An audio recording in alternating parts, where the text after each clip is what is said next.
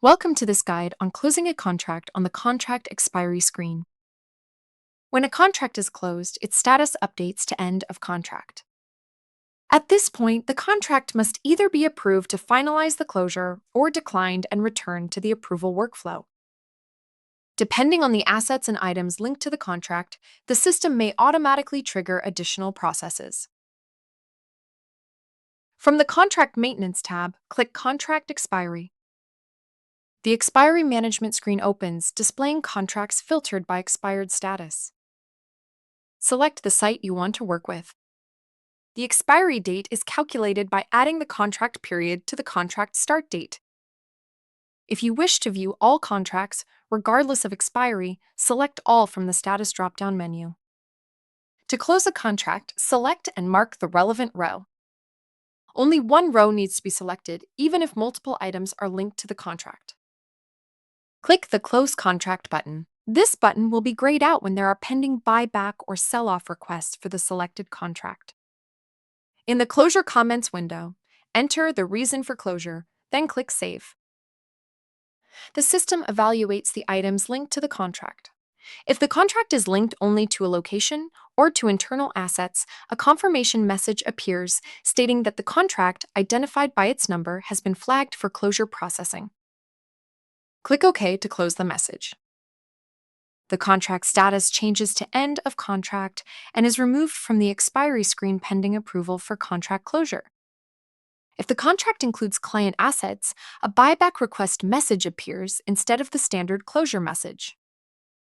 The message asks whether you want to buy back items listed on the selected contract. Select Yes or No to continue. If Yes is selected, a list of eligible serial numbers will be displayed.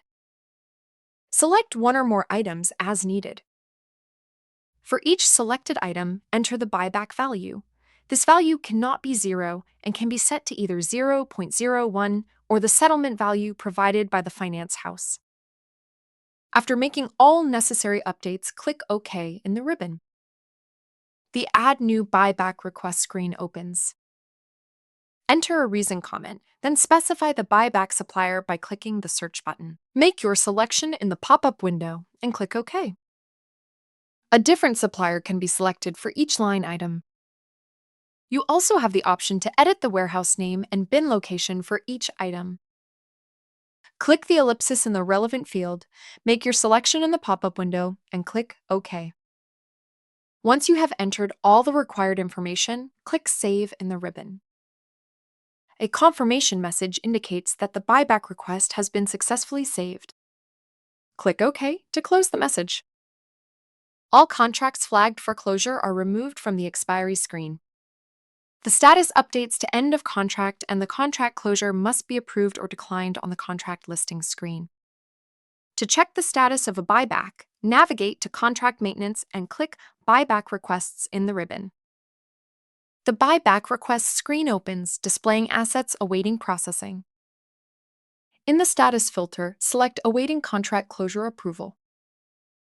Created buyback requests remain in a pending approval status until they are processed. The processing and acceptance of buybacks depend on the approval of the contract closure. If the closure request is declined, any associated buyback request will also be canceled. For more information on approving or declining contract closures, please refer to the Contract Closure Guides. Businesses make better decisions with CO3 Nucleus.